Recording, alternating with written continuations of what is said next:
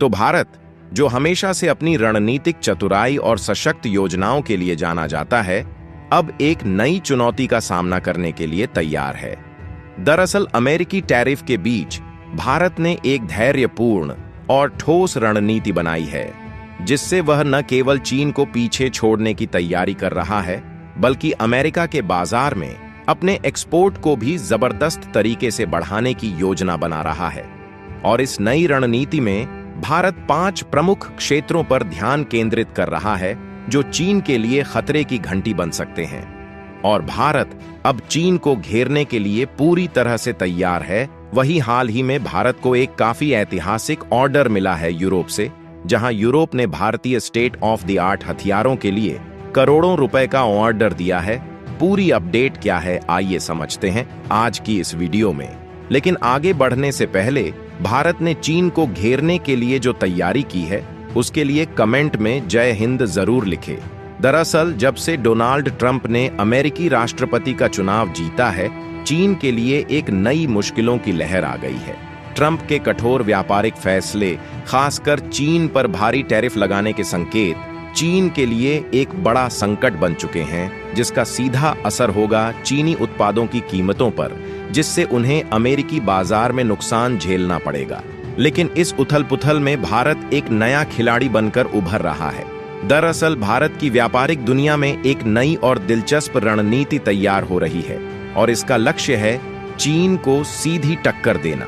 जहां Federation of Indian export organisation FIO अब America को एक्सपोर्ट को बढ़ावा देने के लिए 5 प्रमुख सेक्टरों में अपनी ताकत झोंकने वाला है। इलेक्ट्रॉनिक्स, खिलौने, कपड़े, केमिकल और लेदर, ये वो क्षेत्र हैं जिनमें भारत अपने एक्सपोर्ट को तेजी से बढ़ाने की योजना बना रहा है। और देखा जाए तो ट्रंप द्वारा चीन पर लगाए गए भारी टैरिफ के चलते भारत के पास अब एक सुनहरा मौका है इन क्षेत्रों में अपनी स्थिति मजबूत करने का, क्योंकि सभी जानते हैं कि 20 जनवरी से डोनाल्ड ट्रंप अमेरिका के राष्ट्रपति पद का कार्यभार संभालने जा रहे हैं, और उनके पद संभालते ही वैश्विक व्यापार के समीकरण एक नई दिशा में मुड़ सकते हैं। क्योंकि हाल ही में ट्रंप ने ऐलान किया था कि वह कनाडा और मैक्सिको पर 25%, जबकि चीन पर 10% अतिरिक्त शुल्क लगाने जा रहे हैं। ऐसे में इस फैसले से चीन के लिए अमेरिकी बाजार में अपने उत्पादों की कीमतें आसमान छू सकती हैं, और यह एक बड़ा झटका हो सकता है। लेकिन सवाल यह है कि इसको लेकर भारत का प्लान क्या है। तो आपको बता दें, हाल ही में FIO के उपाध्यक्ष इसरार अहमद ने हाल ही में एक चौंकाने वाली बात कही, जिसके मुताबिक अब भारत को प्रतिक्रियात्मक होने की बजाय सक्रिय होने की जरूरत है। और भारत 5 महत्वपूर्ण सेक्टर इलेक्ट्रॉनिक्स, खिलौने, कपड़े, केमिकल और लेदर के लिए एक नई रणनीति तैयार कर रहा है, जो भारत के एक्सपोर्ट को नई ऊंचाइयों तक पहुंचा सकती है। इस रणनीति को न केवल सरकार का पूरा समर्थन हासिल है, बल्कि यह भारतीय एक्सपोर्टर को अमेरिकी बाजार में उभरते अवसरों का पूरा फायदा उठाने का एक अनूठा मौका भी प्रदान कर सकती है। इसी को देखते हुए FIO ने अमेरिका में भारतीय वस्तुओं के शुल्क मुक्त इंपोर्ट के लिए generalised system of preferences GSP को बहाल करने की मांग की है। और ऐसा इसलिए क्योंकि संगठन को उम्मीद है कि इससे लेदर, इस्पात और प्लास्टिक एक्सपोर्ट को लाभ मिलेगा। इसके अलावा संगठन ने सरकार से भारतीय एक्सपोर्ट्स को वहां प्रदर्शनियों में भाग लेने के लिए वित्तीय सहायता प्रदान करने का भी आग्रह किया है। ऐसे में सवाल यह है कि पिछले कुछ सालों में भारत और अमेरिका के बीच व्यापार कैसा है।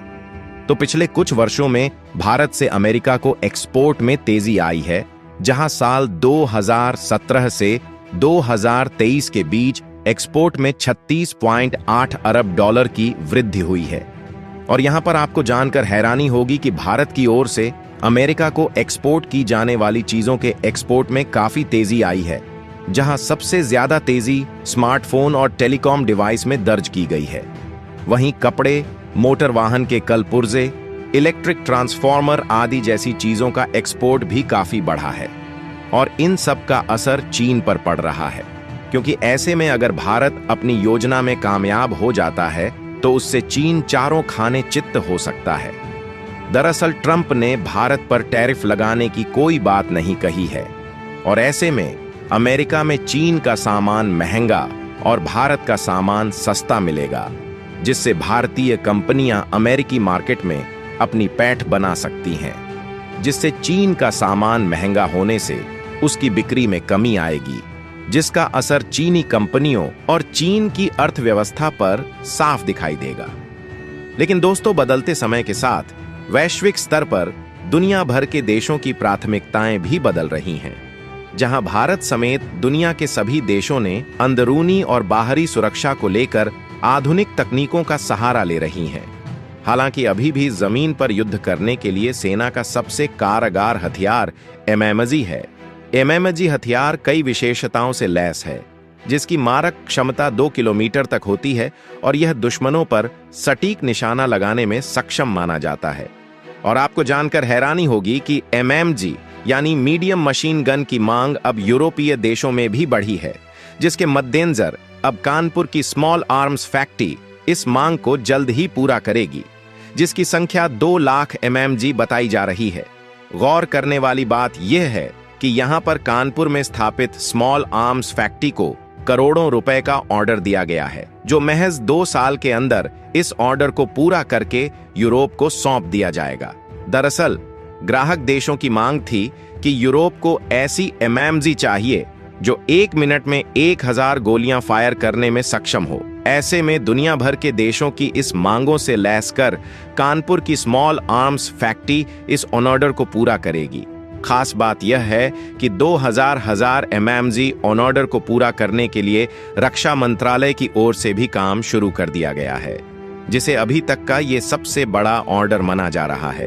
और अगर आपको नहीं पता तो बता दूं, यूरोपीय देशों के साथ दिसंबर 2023 में एग्रीमेंट साइन किया गया था, जिसमें 225 करोड़ रुपए का ऑर्डर कानपुर के स्मॉल आर्म्स फैक्ट्री मिला है, जो फैक्ट्री के लिए सबसे बड़ा ऑर्डर बताया जा रहा है। लेकिन गौर करने वाली बात यह है कि एमएमजी का ऑर्डर देते हुए यूरोपीय देशों ने कई शर्तें रखी थीं, जिसके तहत यूरोपीय देशों को ऐसा हथियार चाहिए था जो महज 1 मिनट में 1000 गोलियां फायर कर सके। यहां पर इस गन का वजन सिर्फ 11 किलो होगा, जिसे जमीन पर चलने और लंबी दूरी तय करने में जवानों को कोई असुविधा न हो। इसकी मारक क्षमता लगभग 1.8 किलोमीटर होगी और इसके लिए एशिया समेत कई अन्य देशों से भी संपर्क साधा जा रहा है। यहां पर एमएमजी के एक्सपोर्ट के ऑर्डर को पूरा करने के लिए काम तेजी से किया जा रहा है। इसके लिए 3 वर्ष का समय निर्धारित किया गया है और यही एग्रीमेंट यूरोपीय देश से तय हुआ है। ऐसे में जल्द ही इसे बनाकर ऑर्डर भेज दिया जाएगा।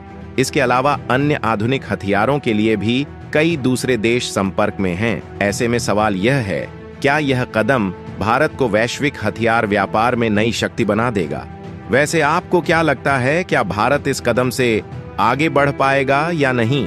कमेंट बॉक्स में अपनी राय जरूर दे और भारत से जुड़ी इसी तरह की अपडेट पाने के लिए चैनल को सब्सक्राइब अवश्य करें। जय हिंद, जय भारत।